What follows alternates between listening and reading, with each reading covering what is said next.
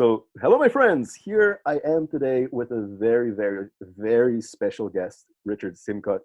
Whoever doesn't know him, he speaks a bunch of the languages at a very high level. He's a very impressive polyglot. So it is an honor, and it is always great to get tips from him if you are learning a different language.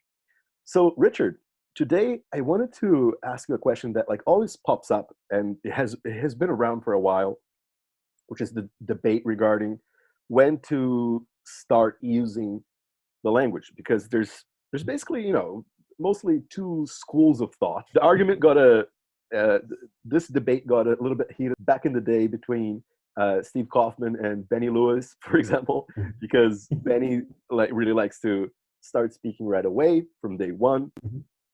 Meanwhile, Steve, he prefers to wait a little bit longer. He wants to have a lot of input before starting, to speak the language. I would love to hear your thoughts in that regard and what your position is. Okay. Well, thank you for having me. And Pleasure. so my thought is that Benny's right and Steve's right. So sort of sit on the fence a little bit. And the reason I think they're both right is that they're both very different people. So of course, what Benny does isn't necessarily what Steve wants to do, and what Steve does isn't what Benny wants to do. So that makes complete sense to me that they'd have very different approaches. They're very different personalities. They learn in different ways. They learn for different reasons. They are at different stages in their lives. So many things are different about Steve and Benny, and the backgrounds are entirely different. So it makes complete sense that one might want to learn one way and the other a completely different way. Where I sit on to speak as quickly as I can, the reason I prefer to do that is because I find that I like the validation of saying something, knowing that it's in my head. The validation for that knowledge comes from actually saying it, getting a response from somebody else who speaks the language, and therefore I really enjoy that. It doesn't necessarily happen with every single language. Say for Korean, for example, it's so different to the languages that I already speak. There are some similarities with some languages I've studied, but don't speak particularly well. But it's not a language that I can just leap in and sort of start having lots of big conversations in, with sort of, mixing and matching things from other languages I've studied. There are other languages where I can do that a lot more easily and from a very early stage. However, I still do like to say what I can in Korean and then learn the language and be exposed to it as much as I can. So I'm kind of, I'd say, I would never say to myself, oh, I'm not going to say a word in the language for 3 months. I'm definitely not there. Yeah. But I'm probably not also, I know that I can't say everything, but I will try and say as much as I can. And as I say, the validation is a big driver for me. Yeah. First of all, I think that each person, to each their own. I think that some people are going to be. It's also a matter of personality in some ways too, because sometimes someone can be very shy and a bit of a perfectionist, so they're gonna choose to say oh no, I'm gonna have whatever 3 months of input or 6 months of input to eventually, when I'm very comfortable and I can really phrase things in my head, then start engaging in a conversation so that I can have a more meaningful conversation. Personally, I totally respect that. But like you, I really enjoy the feedback in the sense of I want to be able to test the language too. I want to see if my accent's okay. I want to see if my accent's off. Am I making mistakes already? Or so I've learned so much from actually just, for instance, learning, because I did a lot of Pimsleur several years ago. I just when I started getting really into a bunch of different languages, Pimsleur was my starting point, because I would just go to the library. They had a ton of CDs basically, and then so basically I bring them home and I would just do that.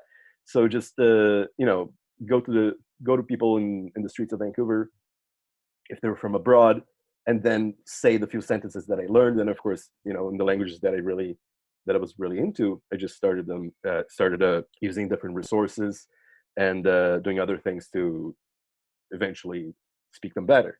So, but I found that yeah, like you said, like it was important to me to get that feedback, to get to see, and sometimes like I would say something in Czech, and the person would go nuts and, oh my god, like you're pronouncing it, like your accent's really good or whatever, and I'd be just like, okay, cool. I know I'm doing something right already, so it's a nice first step or a second step, and then you can keep going. And sometimes like people would correct me, and they'd say, oh no, you're saying this incorrectly, or doesn't sound right. So either way, it was a good thing. And in my in my case, because I'm a I'm a bit of an extrovert. Eventually, I developed this very thick skin to just. I really don't care if I botch it. Like I really don't care if I make mistakes. Of course, I strive for becoming good at the language, and I want to speak every language that I speak at a decent level eventually, or at a very good level. But I think that it's also good to give it a try so that you overcome the fear of making mistakes. I think that that's a bonus as well, and that's something that, especially for, I don't know if you've met a lot of Brazilians learning English, but the tendency for them is to really be so afraid of making mistakes, Mm-hmm. right? So they're like, oh no, yeah, like, oh, my English sucks. So my English is just so terrible. I can't have my accent's so bad. I don't want to speak. And then I think that what happens is that they're never getting enough feedback because they're so scared in the first place, right? Yeah, So and Brazilians, in my experience with Brazilians has been very positive. Um, I find Brazilians to be very communicative. As just, I mean, there are stereotypes, obviously, and you'll get very different Brazilians. But no, for sure. my experience in Brazil was very, very positive, and people were extremely inquisitive. They were very friendly. As a nation, it's a friendly nation. It's one of my favorite Thank you. places, in fact. And for that reason, I think it's a beautiful place. And you also have very nice food, but that's an aside. Yes. Um, but Brazilian food's the fantastic. thing that, but you're completely right. I mean, people in Brazil, but like in other countries too, where a language is dominant. So the thing that Brazil suffers with is the same thing that the US suffers with, what the UK suffers with Australia, any other English-speaking country, pretty much. France, Italy, Germany to a degree. The thing that and Poland as well. Poland's a pretty good example, and Hungary's a fairly good example. All of these countries tend to suffer from one big thing: they're very their own language dominant. Mm-hmm. So they don't tend to look at the minority languages within their country so often. They don't tend to highlight other linguistic variants. They tend to a standard form of the language, and they tend to have all of their media in that standard form of the language. Mm-hmm. So what happens is that, I mean, I was in Brazil. I went to Rio. Rio, you have tourists, so therefore you hear the tourists speaking different languages. So people in Rio maybe are more used to hearing another language. Then I went to Belo Horizonte, and in Belo Horizonte, I heard Brazilian Portuguese, and Brazilian Portuguese, and that was pretty Not much much it. else, yeah. No, nothing Yeah. else. Even like the radio, you get to the point where you only hear Portuguese. And of course, if you're sitting there in Belo Horizonte learning English or any other language for that matter, and all you hear is Brazilian Portuguese everywhere, the effort that is required for you to actually use the languages is that bit higher. Mm-hmm. You need to Yeah. do a little bit more. And so that takes you out of your comfort zone. So it's very, very common and very normal for people to feel embarrassed, for people to feel these psychological barriers that they don't want to speak because they feel self-conscious. They did English at school maybe as a second language. The teacher had the same problem growing up in Brazil, not really speaking English, but it was more like a Latin that they learned at university to be able to teach to the kids. And they learned it as kind of that sort of almost a dead language, which is quite strange, but that happens in a number of countries. Italy often, suffers from this, and so do the other countries I mentioned, like Spain and the UK particularly, where the languages they learn at school are very much a theoretical thing, and Hmm. they just remain a theoretical It's thing. an They're not something they're academic using. exploit Yeah, versus, yeah. yeah, exactly. And then you take a country like, let's say, for example, why would Portugal speak English typically So so well. much better than, yeah, Yeah. so much better than Brazil? Yeah. Portuguese people in Portugal speak English on average a lot better than people in Brazil. Oh yeah. Why is that? Hands down. Why is that? Because it's a smaller country. It doesn't have the funds in the same way as Brazil does to have a huge manufacturing sort of machine behind it to create all of this stuff in the language, Hmm. to to make sure that all the TV is all in Portuguese only, that make sure that they have so many songs all the time on the radio. Portugal has, I mean, it's had a very different history, of course, to Brazil. They're very different countries. But what's different is Portugal and Portuguese in Europe is a smaller European language in terms of population size and in terms of what they can produce to just have everything in Portuguese. So they've been very used to learning other languages, like English particularly. Hmm. And so you find that they have to use English, and they understand, they know that if they want to go basically anywhere else in Europe, they're not going to be able to just carry on speaking Portuguese. They're going to need to Yeah. speak another language. And typically that's English. Whereas you travel 3 hours in a plane, you're still in Brazil. So Yeah, it's, whichever way you go, if you're like, that's true, absolutely, right? Like, and yeah, what I found in the Netherlands, I mean, everybody tends to speak great English, or then like also perhaps as well as German, as well as French, sometimes Spanish too. They're just fantastic, and it's exactly what, for the reason you mentioned, because of course, if they only know Dutch, they're going to be stuck in the Netherlands, and they're not going to be able to really interact with many other people around Europe. Right. But many Brazilians that you would have come across, they're going to be already at a good level in English. But the interesting thing is that, and of course, I'm generalizing, right? But in Brazil, there's just a ton of fantastic people, but there's always a small portion of the population that's very critical, right? So like normally they'll point at someone and be like, "Hey, that guy's accent sucks," and even mhm, though the person doesn't really speak English that well, but they're gonna be pointing the finger and judging like so and so's that. So that basically makes a lot of people become right away they'll say, my English is very bad. It's very bad. I don't speak it that well, so that they can actually not be attacked by someone yeah, on the internet or whatever. So it's kind of and that kind of sucks, because I think that like ultimately, you know, there's really no such thing as being bad in the language. You're just perhaps at a basic level. no. Perhaps you're just starting out, right? Hey, And yeah, exactly. We all have to grow from somewhere. And sort of going back to what you asked about Benny and Steve, Mhm. um, the other thing is that one of the big difference between them is that Benny will go on a language project and he will learn a language for a very specific purpose. It might just be for traveling for 3 months and to be able to interact on a basic level with the locals Mhm. when he's going somewhere. And he's done that on a number of occasions. He did a sort of a project where he was learning some Thai, he was learning some Egyptian Arabic, and there could be a couple of other languages as well that he's done this with. But he's not made that his language that he's going to study to this very high level. Like, say, he wanted to, with his Spanish, it's a very different story. Mhm. Yeah, he was living in Spain. He was using language. He wanted to speak it well, and he reached a lot, very, very much, very high, much higher level than he did in, say, Thai or Egyptian Arabic.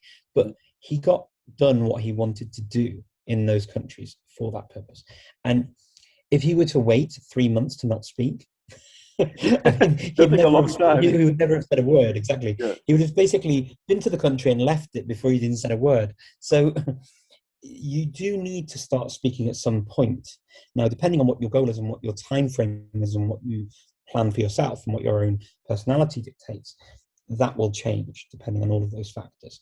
And this is the thing: is if you are learning a language, you are not going to start at this perfect level. You have Yeah. to learn. Same thing happens with your own mother tongue. The first language you learn, or the first languages you learn, whether it's a mother tongue, whether it's a heritage language, whether it's a community language, whatever language it is that you learn from childhood, you don't come out of your of a womb speaking that language perfectly. Yeah, Basically, it takes years of practice and exposure.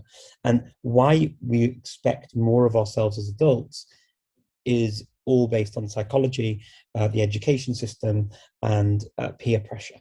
yeah, Exactly as you said, people saying you're not good enough, you're this, you're that. And often the worst critic is the one that lives in our heads. yeah, That's the worst critic. And that's the one you've got to fight against most. You can develop a thick skin, as you say you have, and you just sort of, whatever they say, it doesn't matter. But the worst critic and the one that can hurt you the most is the one that lives in here, for sure. because that one is the one you listen to. Whether you Yeah. think you do or not, you listen to it. So you've got to keep feeding yourself positive thoughts too.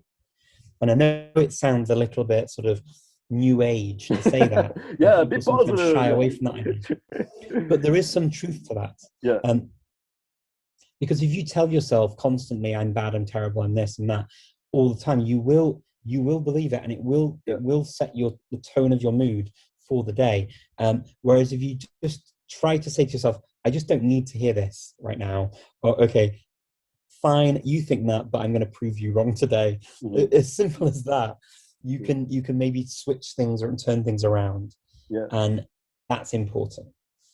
I fully agree, and I think that, like, at some point we got to develop some level of confidence, right? Yeah, Whether whether it's just in ourselves, and if we're not there yet with the language, we still have to have some level of confidence that we're gonna get there, that we're taking the right steps, that we're gonna be able to do it, right? And having that yeah, on the other hand, if we're all negativity, like I said, it's gonna take a big toll, and it's gonna drag us down. It's just, oh, I really suck at like whatever language. It's just I'm just not good at learning languages, or whatever it is, whatever it may be, right? But so I think that yeah, of course, it's just like blind arrogance or blind confidence is also not good. Of course, if you're just like, oh yeah, like I'm just gonna become fluent in I don't know, a week or whatever.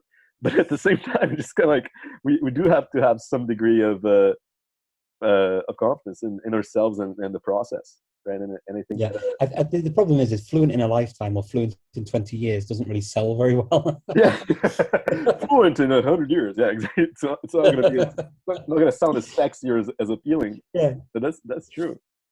But thank you so much, Richard. You're not only it's an honor to have you, but you're fun to chat with as well. So I hope that we were able to do many other videos in the future, Yeah, that'd be lovely. of It course. was a And pleasure to speak to you, and thank you for having me on. likewise, it's been a pleasure. You're very welcome. Thank you. And yeah, I hope that we can do also like a little multilingual video in the future. That should be fun as well. That'd be cool. Good stuff. Okay. See Thank you you. soon. Bye Cheers. bye.